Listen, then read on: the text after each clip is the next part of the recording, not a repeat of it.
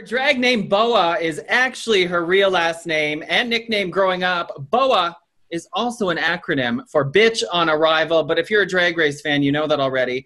It may be an acronym for bitch on arrival, but she's also a star on departure, as Brooke Lynne Hytes so lovingly put it before she sashayed away from the very first season of Canada's Drag Race. Boa is joining us on the podcast today, and although she doesn't consider herself a comedy queen, Boa tends to grab the attention of her audiences with goofy mannerisms and quick wit on the mic. She didn't come to make friends. She came to make lasagna. Welcome to the show, Boa! Woo! Hey! Woohoo! How are you? Good. The question is, how are you? This has been a busy couple of weeks for you. Yeah, I'm amazing. I'm very busy. I'm great. I really couldn't be happier. You know, I was pretty distraught when I was eliminated, obviously, as we all get distraught when we're eliminated, but it's been really good. I've been working so much. Even though there's a pandemic, I've been finding all these different ways to still keep doing drag, which is great. And I feel relieved. It's like, it's all out there now. And now I can just kind of chill and kick back and watch all the other girls go through hell. That's kind of the nice part, is you can take like a deep breath and just relax now and go, okay, now you bitches have to go through it all. No, seriously. It's like, literally like, this was the most amazing experience I've ever had in my entire life. I could not be happier with it. But that being said, this was the most stressful experience I've ever gone through in my entire life. This like takes the cake, girl. So I did my elimination, and then last week I hosted a viewing party, and I was just chilling all day. Like, it was great. Like, I had no pressure on me. I enjoyed it, and it was like really nice to kind of kick back and like actually enjoy the episodes, because it's like I didn't live those other episodes now. Right. You know what I mean? From like episode 7 to whatever. How has your life changed a little bit since being on Drag Race? It's good. People want to fuck me now, so that's good. Why is that so easy to believe? It's great. It's like it's been such a amazing roller coaster. Like I said, like everything.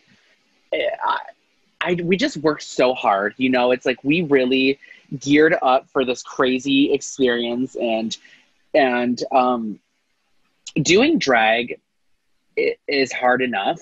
So doing it for the show, to put this entire package together for the runways and just everything you prep for it, and then not releasing it for a while, it's been such a cool experience, because I'm reliving everything and enjoying everything that I've done, and I get to put it out to the world, and it's made my platform bigger, and it's so appreciated by people. So it's really, really amazing. It's really nice to kind of have that right now. Well, I follow everyone on Twitter, and one thing I've noticed is that as your guys' fame rises and you guys become more successful and everything, also the haters start coming after you on social media. Have you found that that's happened to you at all, or? Yeah. It's not as bad as, I guess, some of the other girls, but basically what had happened was episode 1, we did the design challenge, and I looked fucking crazy in that wild ass Anna Green Gables outfit. And, you know, we are like, I'm not gonna lie, it was really fucking ugly. It was a hideous outfit. And so I was like, well, I just gotta sell it, right? Because there's no way I'm gonna fucking have to lip sync or get sent home in this outfit. So I sold it, and I gave them like a character almost on that runway, and I was such an idiot on the runway, and they really liked that. So they put me in the top because they really liked the way I presented it, just the kind of different goofy things I had on it. And people didn't like that. They didn't agree with that. So the fans would come for me starting episode 1. They're just saying, oh, what the fuck, you should have went home, and this, that, and the other thing. And I think that was a bit of not a good impression to the fans, because then on the later episodes, I kind of got discredited a lot by certain fans, because because of that first episode. So episode 2, when I looked gorgeous in my glow up outfit, I felt so amazing. That corset was like, we did like 5 fittings. It was dip dyed, black to white. It was, we spent so many hours stoning it and just making it perfect. And I was like, this is amazing. Like everyone's going to eat this up. And like, some of them were just saying like, oh, it's just a corset and this, that, and the other thing. So it was like a weird kind of reception from certain groups of fans. All around, it was absolutely amazing. But, and then it got easier and better as the show kind of progressed. And then my elimination, everybody kind of fell in love with me. So it was a very wishy-washy kind of experience. They always say if you don't have haters, you're not doing something right. Yeah, exactly, girl.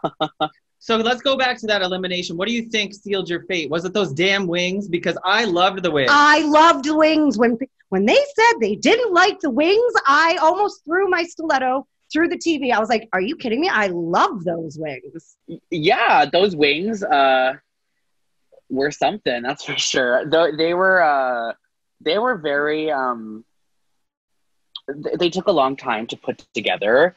And, you know, I could have put ostrich all over them. I could have made them super glamorous to like Juice Box's entrance wings or something, but it didn't fit the theme. It's like, I was this angel of rock, this savior of the underdogs, torn up fishnets, looking like a badass bitch, right? It doesn't make sense for her to have these gorgeous, glamorous wings. I should have these post-apocalyptic, kind of disgusting looking wings.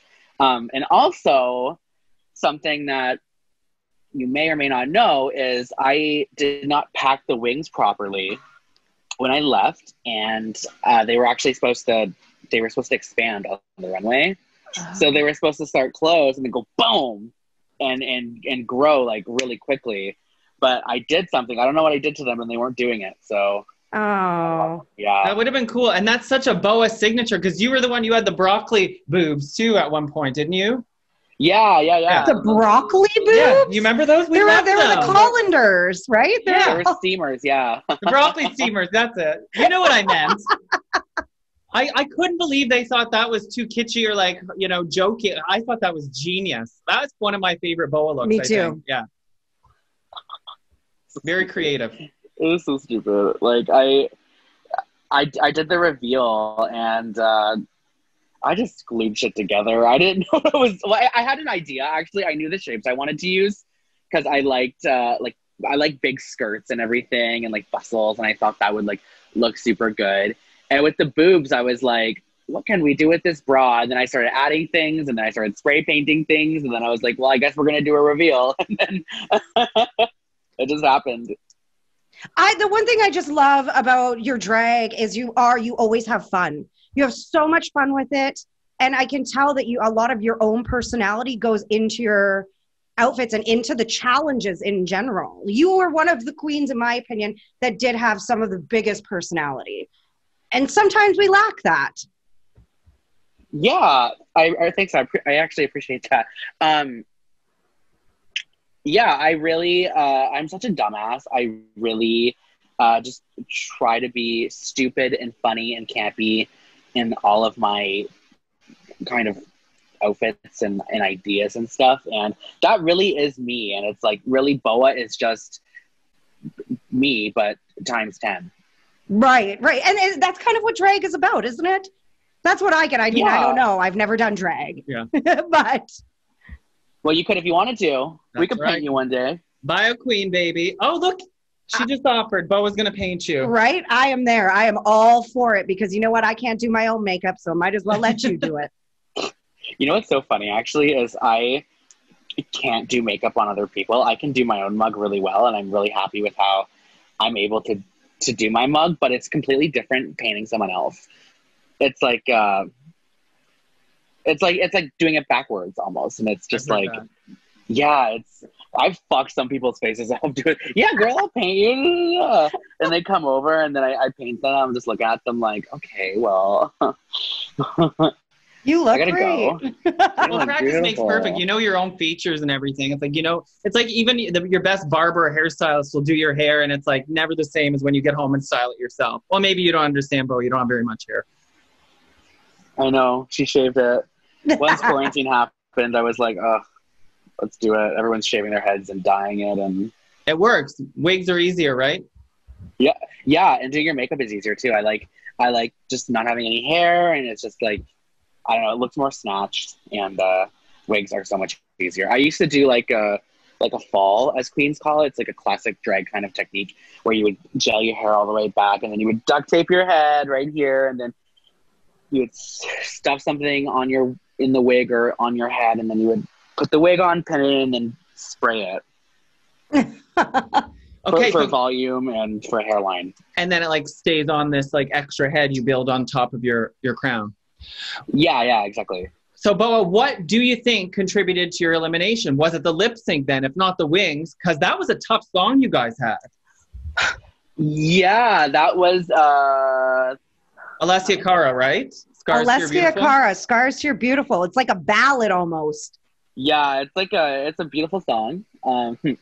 But tough to perform. Well, I was really shocked that they actually picked it. Coming from the radio background that we come from, I was like, Alessia Cara has like a million other great songs that are a little bit more upbeat. But I think what they were trying to do is wanted like this passionate, emotional performance from you guys, because it's very like, it is a painful song for a lot of people as well. Yeah, no, exactly. It was extremely painful for me. Fuck. I got sent home on it. But yeah, it was like you know, in my confessional, my first confessional, you see in episode 1, I say splits, high kicks, death drops. I do none of it. I can do splits, I can do high kicks, I can do cartwheels. I was like, I'm a fat bitch, but like if I need to turn it out for one song, I can turn it out for one song. And standing there, you saw all of us were standing there for an extended period of time. We had none of us got to leave back to the workroom to hang out. We got to tell Lemon that she should get the fuck home and all that fun stuff. So it wasn't like cutesy little quick judging. It was, and Tom had to call his mom, obviously, so that was fun. And so it's like, bitch, my feet hurt, honey. Like, you know, when you're in heels or when you're in any kind of pain, but specifically always for me, it's heels, and your feet hurt and you feel nauseous. It's like you're in so much pain that you just feel it from like your throat to your sternum. Like, it's just like, oof. I was just like in so much pain. And so we did the lip sync song, and I was like, if they gave us like Girlfriend, which kind of makes more sense for Denim, I would have slayed that. I would have like really just like turned it out, did the cartwheels and everything, and just turned my brain on for a second. But having to stand there and just, I don't know, it's like your adrenaline isn't really going because it's such a slow song, you know? Right. And as a girl who wears heels lots, and sometimes when I shouldn't be wearing them, but I wear them anyways because they make me look good. Yeah. But it also makes you tired. When your feet get really sore, you get very tired as well, I find. Like, it affects your whole body. Yeah. And yeah, you needed a song where you could at least like kick your heels off, like theatrically, you know? Boom, boom. Yeah, exactly, right? Yeah, no, I just like, I'll never forget that. Oh my God. What an experience. Well, it's over now. Have you and Scarlett patched things up since she accused you of being shady towards the other queens? Yeah, we have. Well, one, like, I guess she accused, yeah. I think she would more, yeah, I think she would claim that I was shady to the other queens, because as you can see in the show, I really wasn't shady to the other queens. No. I think, and I told her this, and I said it on the show, like, I think she's just kind of in her head, and I think she was kind of annoyed that I was getting praise and attention and love, and yeah, me and Scarlett talk all the time. Like, we've known each other for years, and yeah, I love Scarlett. Scarlett's an amazing queen, and I have so much respect for her. Like, she is one of those queens who just like is so talented. She does everything. She dances her ass off. She comes out with music. She she breathes fire. Like, I love her. And me and all the other girls, literally all of the girls, were all good. Like, we're such a little family, and no matter what, like, we all kind of stick together. And it's what you see obviously happened. Like, everything you see on the show happened, but you are all experiencing it now, and we're laughing about it because we're like over it, right? It's like we were all stressed out and we were all going through it, and this happened a while ago. So right. it's just like, yeah. Well, stress brings out different sides of people too. Jesse and I, we've worked together for how many years, and we've had 1 or 2 quarrels like that where it was just stress. Yeah. Literally tired, you're hungry. Yeah. Hungry is a good word too. Yeah. I am hungry. But that is one thing that I really do love about this season, the Canadian Drag Race version, is that I do find that they aren't as catty as RuPaul's Drag Race, the American version, is. And sometimes that gets very exhausting. It's nice to see the camaraderie that everyone has together. But you had one of the most, in my opinion, emotional moments of the entire season so far, where you talked about your past and what had happened when you were beaten by a man. And to me, that was the first breaking moment where the show went, okay, this isn't just a competition. This is a story about people and what they've experienced and how it shaped them to be the way they are. So what was it hard to, what made you decide to share such a vulnerable moment of your life? So going into it, I knew like one, it is television, and like they want the drama, and they want the stories and everything. And so I knew that if it comes up, then I'm going to tell my story, because this is a platform for me to share my experience and what had happened. And when it happened pretty publicly too. So it's like, I'm not like ashamed of it. I'm not afraid to talk about it. So I just I didn't go in there saying, oh, I'm going to talk about this and that. And you know, but I knew that if the time was right, then I was going to use that time to talk about it, because I think that, yeah, I'm on Drag Race and this is great for me and everything, and I'm a superstar and I'm untouchable and this, that, and the other thing. I'm fucking amazing. But I have an option and an opportunity to use this platform for the greater good. And I wanted to speak out about it. And I did that in the hopes that people, at least one person would see it and it would make some sort of difference. Well, I think it did. Yeah. I mean, it was very, very touching. And to me, it was the first moment in Canada's Drag Race where I cried, which is weird because I always cry. I cry happy, I cry sad, I cry all the time. But it was one of the first times, I think, where I was like, okay, all right, let's not have the mascara run here. It's important to highlight that, especially among gay men. Often violence and domestic violence is overlooked because, it's 2 guys, they just had a fight, big deal. And whether it's a date or a long-term partner, violence is never okay. So thank you for sharing that story. Exactly, yeah. I'm glad I was able to.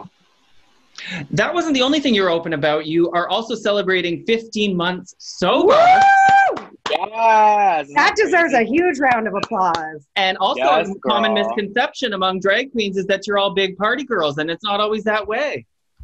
Well, I used to be, and then I had a bit too many drinks, and I was like, okay, I think we need to stop. And so I did. I woke up one day and I was at my lowest of lows, and I was just so miserable and sad and ashamed of myself. And I turned to my partner, who was 3 months sober at the time, and I said, I gotta make this change. And I did, and it all worked out so perfectly. It was in the cards for me, like I got sober, then I got on Drag Race, and now I'm celebrating 15 months of sobriety, and I am so happy with my life, like everything. Even if I wouldn't have gotten on Drag Race, like I'm so grateful for my sobriety, and everything it brings you. Like, we talk about something in AA where it's like you wake up, and when you're hungover, you wake up, you lay on the couch, you keep your blinds drawn because you have a headache. It's not cute. But we talk about this in AA. It's like where you wake up and you let the light in. You open the blinds and you just like feel the sun on your face, and it's a very, very nice feeling. I've heard of people who have gotten sober related to that feeling when you're a little kid waking up excited to go to day camp, where it's like you have something to look forward to in the day rather than dreading what you did the night before, which is, I think, what you're saying. Yeah, exactly. Like, I'm such an early bird now too. Like, I wake up like 6 a.m. It's like fucked. But it's like I have such an amazing life because of it, and I'm so much happier, and I'm so much more productive, and I am constantly growing and accomplishing things that I never thought I would be able to. So it really is like the best decision I've ever made.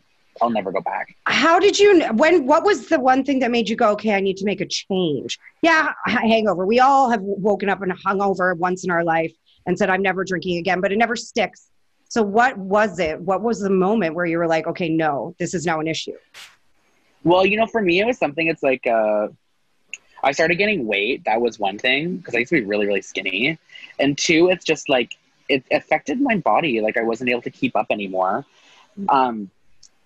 Performance wise, and also like I was just sloppy all the time, and I was just miserable, and it was making me depressed, and I knew I had to make a change. So I started taking steps. Like I called Cam H actually to get an appointment to be oriented I don't know how it is, into a program, and that took a little time, and then I got in the program, and I had my first appointment, and then it was not long after that I really had my rock bottom, and I just had all the resources already that I needed, so it just worked out. What was the hardest part for you about getting sober, or was it easy? Yeah, no, I find it was easy. It was easy for me because I have so much support, and I have so many friends, and I have an amazing partner who's also sober with me, and we have a dog together, so it's like I always, like, I'm responsible for him. I gotta walk him and take care of him and everything. What was hard was the social aspect. Like, in drag, I don't have to drink. I can just go do my show and then go home after. But if I were to go out just as a boy and hang out with people, and we were at a bar or something and they were drinking, that's how it would be harder for me, because it's social, it's not professional. Right. Yeah. And there's a lot of pressure too. Like, you go and you order a soda and people are like, soda? Why are you ordering soda? And then for you to go and explain everything, you're like, okay, come on. Like, we need to stop pressuring people into drinking. Yeah. I just say I'm in recovery, and then they go, oh. Right? And then they're like, because I'm a fucking addict, okay? Right. Yeah. So what's on the horizon now for BOA? What's coming up next for you? Now you're a superstar. Now you're a TV superstar. I'm just going to make so much lasagna. It's not even funny. Oh my God. I bet you make a killer lasagna. Watch it be like, I've never made it in my life. Yeah. No, I do. I haven't made it in a while. But when I do make it, it's really good, because you know what, my parents are really good cooks, and they taught me how to make lasagna. Are your parents Italian? No. Oh, okay. My parents are. I think we've got like a little bit of everything in us, honestly. like I know Boa is Irish, but we have Irish, Scottish, French. There's some native. There is, yeah. I'm just a big mix of it all. It's like a list of your dating life right there. Yeah, exactly. Are you single now? No, I have a partner. His name is Connor. And is he the same one that you have been with since the past 15 months? Oh, great. Hi, Connor. He's right there. I keep seeing you wave at someone. No, I'm... Oh. No, he's in the other room. He's always with you. He's always in your heart. Yeah. Attached on my hip. Yeah, no, we've been together for 5 years. Oh, congratulations. Which in gay world is like 15. Yeah. Yeah. Isn't that crazy? Hey, one thing, we're almost out of time, but one thing I wanted to ask you was, did you find the judges especially harsh? Because that's one of the criticisms I'm sure you've seen on Twitter and online, is that on Canada's Drag Race, the judges are so mean, and I don't find them particularly mean. I don't think they're mean either, honestly. Like, they're fucking great to me. Have you seen that feedback though as well? That they're just they're mean. I have, and I being there. I'm telling you, like, being there was, I don't know. It's like, I guess it comes across differently on television than it does being there, because like like they're doing their job. They're trying to do the best they can. It's also the first season. We're all trying to kind of figure out a good flow on how it's going to work out and everything. And yeah, I don't know. They were really great to me. And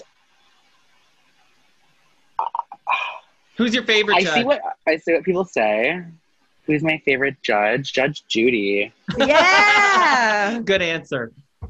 No, who's my favorite judge? I love Jeffrey. Jeffrey was like really great. Like and he's one of the one getting the worst feedback, isn't he not? Yeah. He's so handsome. He's so mean. And I said every feedback he gives every girl is 100% constructive. Yeah, I don't know. There's nothing insulting, so I don't know. Maybe it's just the Canadian thing. That's what I'm thinking. Maybe it's just the Canadian thing. People expect us to be so much nicer than we are, but you know what? We aren't. When we take off those wigs and take off those nails, we're down to scrap. Don't fuck with me. Yeah. As he sharpens his nails right now. Meow. All right, Boa. Thank you for joining us today. Everybody can find you on social media. I know we're Facebook friends. You're very entertaining. And you've got a lot of events coming up, too. So people can go out in Toronto and see you in real life. I'm everywhere. COVID isn't keeping this queen down. Nope. Follow me on Instagram at Boa the Drag Queen or on Twitter at Bitch on Arrival. Bitch on Arrival.